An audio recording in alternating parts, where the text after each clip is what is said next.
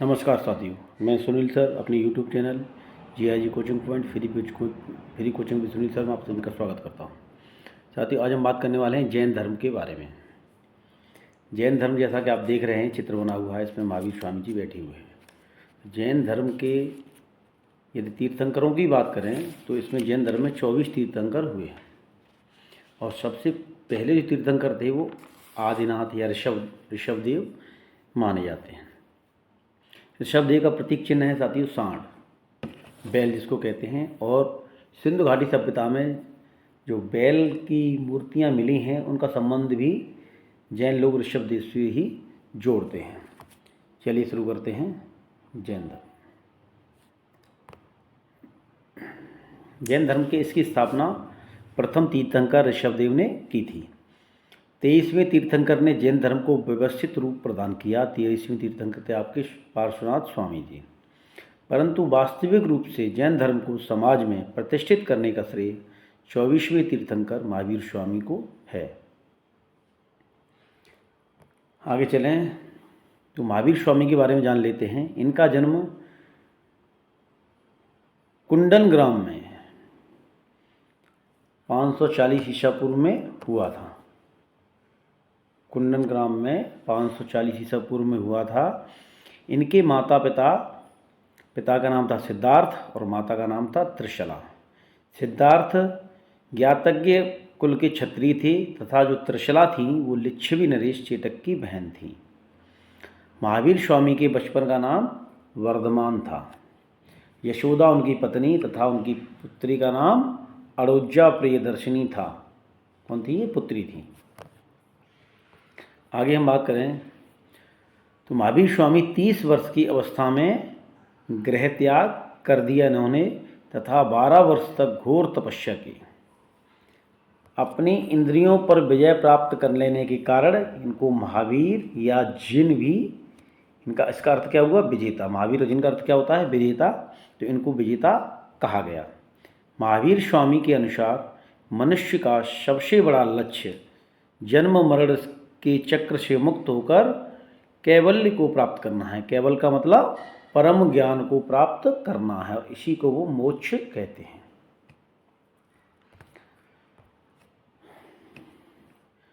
जब इन्होंने तपस्या करनी शुरू की तो कहाँ पे की? जंभी ग्राम के निकट ऋजुपालिका नदी के तट पर। ये ऋजुपालिका ऐसे लिखा है लेकिन ऐसे भी लिखा जाता है ऋजुपालिका। ठीक है साथियों, ऋजुपालिका नदी के तट पर साल वृक्ष के नीचे इन्हें सर्वोच्च ज्ञान प्राप्त हुआ, जिसे किस रूप में कहते हैं? प्रकट करते हैं, कैवल्य के रूप में प्रकट करते हैं कि उनको कैवल्य प्राप्त हुआ। कैवल्य कहते हैं, कैवल्य का तात्पर्य होता है सर्वोच्च ज्ञान। महावीर स्वामी जी की जो मृत्यु है वो 72 वर्ष की आयु में पटना के समीप एक स्थान है पावा। स्थान का नाम है क्या? पावा। पावा नामक स्थान पर 468 ईसा पूर्व में इनकी मृत्यु हुई। अब हम जैन धर्म के सिद्धांतों की बात करते हैं। तो जैन धर्म के 3 सिद्धांत हैं। उसमें त्रिरत्न सिद्धांत में आती है, त्रिरत्न और पंच महाव्रत। तो त्रिरत्न कौन से हैं? सम्यक दर्शन, दूसरा सम्यक ज्ञान और तीसरा है आपका सम्यक आचरण।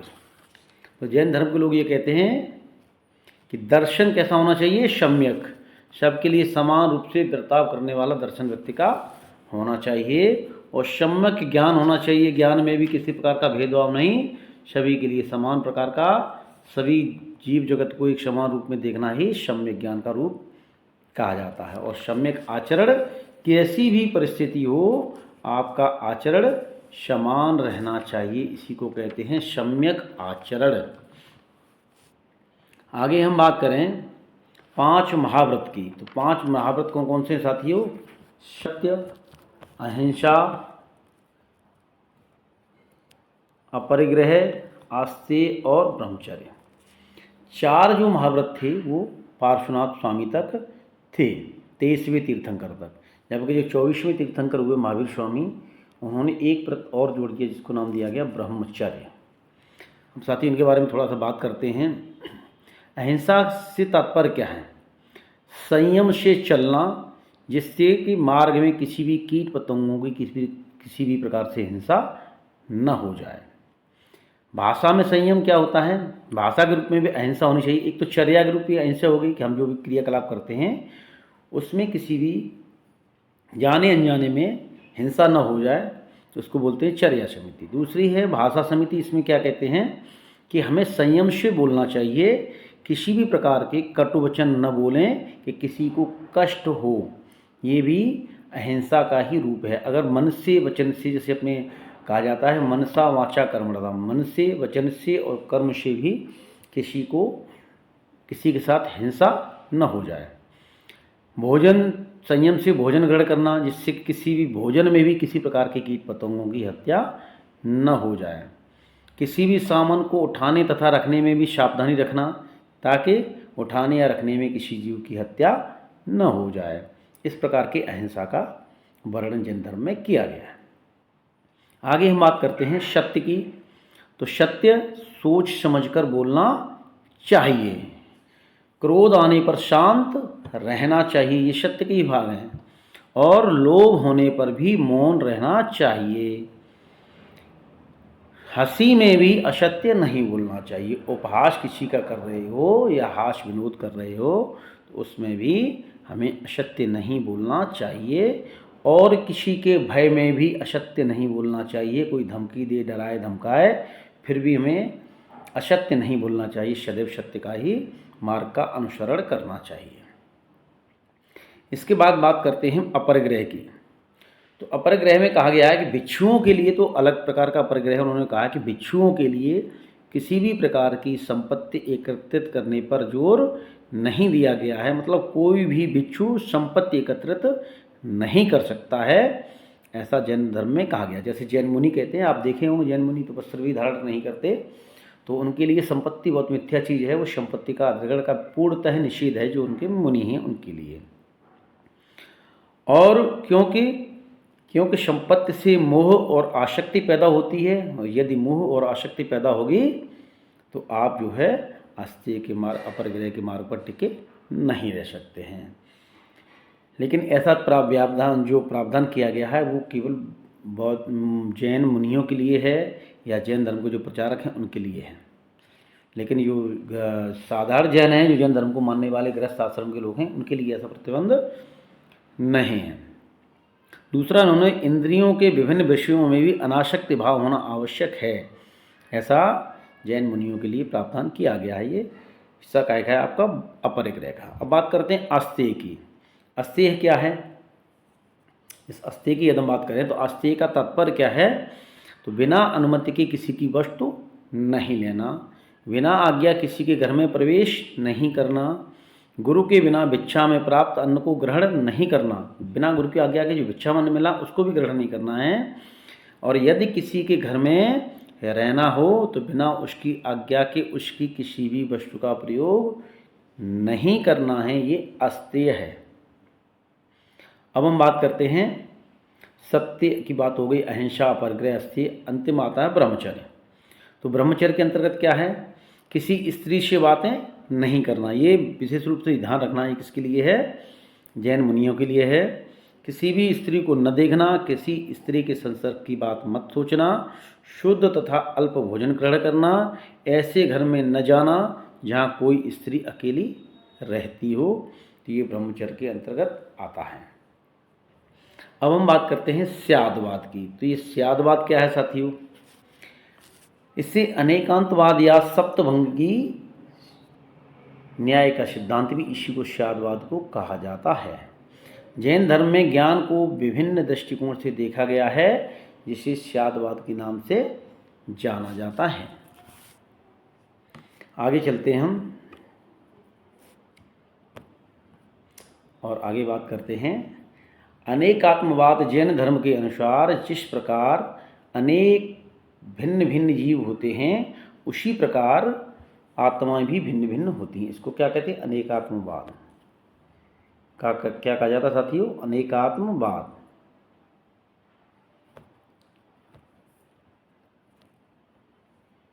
इसका तात्पर्य क्या है कि जैन धर्म के अनुसार जिस प्रकार जीव भिन्न भिन्न प्रकार के होते हैं, उसी प्रकार आत्माएं भी भिन्न भिन्न प्रकार की होती हैं। इसे अनेकात्मवाद मतलब अनेक आत्मा का वाद जिसको कहा गया है।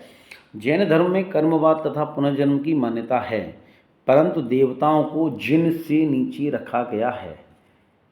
जैन धर्म में आप देखेंगे देवताओं का स्थान तो है, इंद्र वगैरह भी, इंद्र का तो काफ़ी मान्यता है, लेकिन देवताओं को कैसा दर्जा दिया गया है, ये जिन से नीचे का दर्जा प्रदान किया गया है। जिन बड़े हैं और देवता छोटे हैं, ऐसा माना गया है।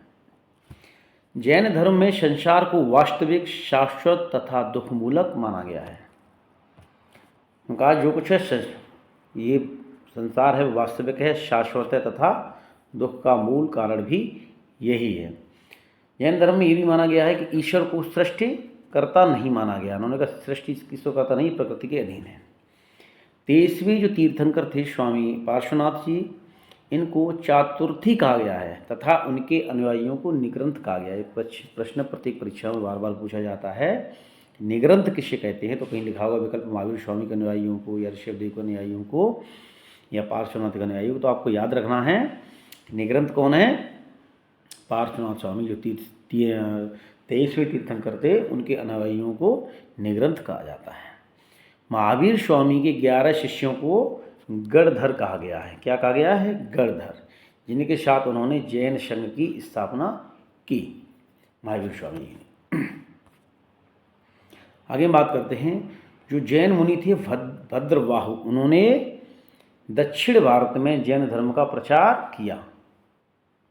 कहाँ पर किया? जैन दक्षिण भारत में। ये जो आपको आगे हम बताने वाले हैं कि जो नीचे देखिए आप, चंद्रगुप्त मौर्य थे, ये अंतिम समय में इन्होंने जैन धर्म को ग्रहण कर लिया और ये दक्षिण में चले गए। कहाँ पर? श्रवणबेल गोला नामक एक स्थान है, वहाँ पर चले गए। वहाँ पर उन्होंने जैन धर्म में जो एक पद्धति है अपना देह त्याग करने की, उसको कहते हैं काया क्लेश आर्य संलेखना। इसमें क्या करते हैं? उपवास द्वारा अपने प्राण त्याग देते हैं। जब जो भी व्यक्ति इस विधि का पालन करता है वो खाना पीना सब छोड़ देता है और धीरे धीरे वो मृत्यु को प्राप्त हो जाता है। तो इसको कहते हैं काया क्लेश आर्य संलेखना। तो चंद्रगुप्त मौर्य ने इसी विधि से अपनी मृत्यु का वर्णन किया था और अंतिम समय में जैन धर्म को स्वीकार कर लिया था। उनके साथ भद्रबाहु भी दक्षिण में गए थे। कौन गए थे? भद्रबाहु भी दक्षिण में गए थे और इन्होंने दक्षिण में जाकर जैन धर्म का प्रचार किया कन्नड़ भाषा में। कौन सी भाषा में? कन्नड़ भाषा में। कन्नड़ भाषा के विकास में जो है जैन गुरु भद्रबाहु का काफ़ी योगदान रहा है। जैन जो चंपा नगरी थी वो जैन धर्म के प्रमुख केंद्र बन गया था और यहाँ की जो राजकुमारी थी चंदना, वह प्रथम जैन भिक्षुणी बनी थी। प्रथम जैन भिक्षुणी प्रश्न आता है, प्रथम जैन भिक्षुणी कौन थी? तो आपको याद रखना है चंदना थी, राजकुमारी चंदना। वह चंपा नगरी की राजकुमारी थी और वह प्रथम जैन भिक्षुणी बनी थी। साथ ही एक बात और आपको बता दें इसी के साथ साथ, जो मथुरा है और आपका जो अयोध्या है, साथ ही साथ बनारस का लगा हुआ क्षेत्र है, वहाँ भी जैन धर्म का काफ़ी विकास हुआ और आपको वहाँ जाएंगे तो आपको बहुत सारी मात्रा में जैन मंदिर भी आपको देखने को मिलेंगे। आगे चलते हैं। जैन ग्रंथ जो है भगवती सूत्र है, उसमें 16 महाजनपदों का उल्लेख मिलता है। कौन से ग्रंथ में? भगवती सूत्र में 16 महाजनपदों का उल्लेख मिलता है। 2 कृतियाँ भी हैं, एक है अनेकांत विजय तथा दूसरी है धर्म बिंदु। इन दोनों की रचना किसने की थी? जैन आचार्य हरिभद्र सूरी जी ने इन दोनों ग्रंथों की रचना की है। जैन मुनि एक सर्वनंदी थे, उन्होंने क्या किया? उन्होंने लोक विभंग नामक ग्रंथ की रचना की। लोक विभंग की रचना अगर पूछी जाए तो आपको याद रखना है ये सर्वनंदी जी ने इसकी रचना की है। जैन धर्म का सबसे प्रसिद्ध ग्रंथ कौन सा है? तो वो है आपका कल्पसूत्र। कौन सा है? कल्पसूत्र। इसकी रचना किसने की है? जैन मुनि भद्रबाहु जी ने इसकी रचना की है। आगे चलते हैं। जैन धर्म में मूर्ति पूजा का प्रथम उल्लेख कहाँ से मिलता है? प्रश्न कई बार पूछा जाता है कि जैन धर्म में मूर्ति पूजा का उल्लेख कहाँ से मिलता है? तो आपको याद रखना है कि जैन धर्म में जो मूर्ति पूजा का उल्लेख है वो आपका कलिंग का राजा था खारवेल, उनका एक हाथी गुम्फा अभिलेख है, हाथी गुम्फा अभिलेख। तो वहाँ से हमें जैन धर्म में मूर्ति पूजा का प्रथम उल्लेख मिलता है। कहाँ से? कलिंग राज खारवेल के हाथी गुम्बा अफलेक्शी मिलता है। और जो 23वें तीर्थंकर जी थे पार्श्वनाथ जी, उनके बारे में बताते हैं आपको। तो इन्होंने अहिछत्र नामक एक स्थान है जो वर्तमान में रामपुर जिले में है। तो वहाँ पर उन्होंने घोर तपस्या की और उनकी तपस्या में विघ्न डालने के लिए इंद्र ने भारी वर्षा की, जिससे रक्षा किसने की इनके आगे? तो शेषनाग ने अपने फड़ इनके ऊपर कर लिया और इंद्र वर्षा करते रहे और ये आराम से तपस्या करते रहे। तो इनके ऊपर सर्प ने जो फड़ लगाया था, अहि माने क्या होता है? सर्प। अहि माने सर्प और छत्र माने छत्र। तो जो जिस स्थान पर पार्श्वनाथ जी के ऊपर शेषनाग जी ने अपने फण का जो छत्र बना लिया था और उन पर वर्षा का कोई असर नहीं हुआ, इसीलिए इस स्थान का नाम क्या पड़ गया? अहिछत्र। अहिछत्र, कहीं अहिछत्रा भी लिखा है। तो वहाँ पर पार्श्वनाथ जी ने तपस्या की थी। आगे चलते हैं। पार्श्वनाथ जी ने नग्नता को प्रोत्साहन नहीं दिया था। नग्नता को प्रोत्साहन किसने दिया? तो ये महावीर स्वामी जी ने दिया। और पार्श्वनाथ को पौराणिक मान्यता भी प्राप्त है। तुलसीदास ने उनकी भगवान के रूप में वंदना की है। किनकी? पार्श्वनाथ जी की। अब ये 23वें तीर्थंकर थे। एक 22वें तीर्थंकर और थे अरिष्टनेमि जी। तो अरिष्टनेमि को कृष्ण का अवतार माना जाता है। किसको? अरिष्टनेमि को। और जैन धर्म में इंद्र देवता का भी विशेष महत्व है। आगे चलते हैं। जैन धर्म के संप्रदाय के बारे में बात करते हैं। तो सबसे पहले हम बात करते हैं आपके दिगंबर संप्रदाय की। तो जो पहला जैन सम्मेलन हुआ, आगे बात करेंगे उसके बारे में। उसमें क्या हुआ? जैन धर्म जो है 2 संप्रदायों में विभाजित हो गया, एक दिगंबर एक श्वेतांबर। तो 4वीं शताब्दी ईसा पूर्व में जैन धर्म में हुए विभाजन के बाद जैन मुनि भद्रबाहु के साथ, कौन? भद्रबाहु, भद्राहु नहीं, ये यहाँ पे आपको बताना है। भद्रबाहु ये हैं आपके वही भद्रबाहु जिनके बारे में हम बात कर रहे थे कल्पसूत्र की रचना। भद्रबाहु, तो इनके साथ जो दक्षिण में अनेक लोग चले गए और वहाँ पर कन्नड़ भाषा में इन्होंने साहित्य लिखा। तो ये लोग दिगंबर रहे, इन्होंने वस्त्र धारण नहीं किए। यह लोग दिशाओं को ही अपना अंबर मानते थे। दिगंबर का शब्द क्या है? दिक धन अंबर। इसका मतलब दिशाएं ही जिनका अंबर हैं, यानी वो दिशाओं को अपना वस्त्र मानते हैं और वस्त्र ग्रहण नहीं करते हैं, अतः नग्न अवस्था में रहते हैं। और यह क्या कहलाए? दिगंबर कहलाए। आज भी आपने देखा हो जैन मुनि नग्न अवस्था में रहते हैं, वस्त्र धारण नहीं करते हैं। और वो हमने तो ये भी देखा है, वो जहाँ भी चलते हैं पैदल ही जाते हैं, बहुत तेज स्पीड से चलते हैं और कोई वाहन भी नहीं करते हैं, नंगे पैर भी चलते हैं। दूसरे जो थे आपके जैन मुनि स्थूलभद्र, तो उनके संरक्षण में कुछ लोग उत्तर में ही रह गए, मगध में ही रह गए और इन्होंने जो है ये वस्त्र धारण करते थे, अतः ये श्वेत वस्त्र धारण करते थे। तो क्या कहलाए? श्वेतांबर ये लोग कहलाए। अब श्वेतांबर संप्रदाय से ही एक और संप्रदाय निकला जिसको थेरापंथी या कहीं कहीं तेरापंथी भी कहते हैं। तेरापंथी भी कहते हैं और थेरापंथी इसी को कहते हैं। तो ये क्या था? ये श्वेतांबर संप्रदाय का ही वह समूह था जिसने मूर्ति पूजा की जगह, श्वेतांबर संप्रदाय के लोग मूर्ति पूजा करते थे, लेकिन तेरापंथी क्या करते थे? वो मूर्ति पूजा की जगह ग्रंथ पूजा करते थे। काहे कि जो जैन धर्म से संबंधित साहित्य था उन पुस्तकों की पूजा करते थे और ये क्या कहलाए? थेरापंथी या तेरापंथी कहलाए। आगे चलते हैं साथियों, तो बात करते हैं जैन सम्मेलन। तो 2 जैन सम्मेलन हुए। पहला जैन सम्मेलन कहाँ हुआ? दोनों से ही प्रत्येक लाइन में प्रश्न बनता है। प्रथम जैन सम्मेलन कहाँ हुआ? स्थान पाटलिपुत्र। समय क्या था? 4वीं शताब्दी ईसा पूर्व, 400 BC में। और इसके अध्यक्ष कौन थे? तो इसके अध्यक्ष थे स्थूलभद्र। कार्य क्या था? जैन धर्म के 12 अंगों का संपादन हुआ तथा श्वेतांबर तथा दिगंबर में, इसको वही लिखा श्वेतांबर तथा दिगंबर में जैन संप्रदाय का विभाजन हो गया। तो आपको फिर से देखना है स्थान कहाँ हुई। पहली बार जो जैन सम्मेलन कहाँ हुआ या जैन संगीत इसको बोलें, पाटलिपुत्र में। कब हुआ? 4वीं शताब्दी ईसा पूर्व में। अध्यक्ष कौन थे? स्थूलभद्र थे। कार्य क्या हुआ? जैन धर्म के 12 अंगों का संपादन हुआ तथा श्वेतांबर और दिगंबर में जैन धर्म का विभाजन हो गया। दूसरी हम जैन सम्मेलन की बात करते हैं तो दूसरा जैन सम्मेलन कहाँ हुआ आपका? वल्लभी में। स्थान क्या था इसका? स्थान था वल्लभी, समय था 512 ईस्वी में और अध्यक्ष थे इसके देवार्ध क्षमाश्रमण। कौन थे? देवार्ध क्षमाश्रमण। इसमें कार्य क्या हुआ? धर्म ग्रंथों का अंतिम संकलन कर लिपिबद्ध किया गया। धर्म ग्रंथों का अंतिम संकलन हुआ और लिपिबद्ध तरीके से उनको लिखा गया। इस प्रकार से इसमें आपको और बता दें साथियों, जो आपका सर्पफड़ से युक्त मूर्ति है, सर्पफड़ से युक्त अगर मूर्ति कहीं आपकी तो वो पार्श्वनाथ जी की है। कृष्ण का अवतार किसको माना गया है? अरिष्टनेम को माना गया है। ऋषभ जो है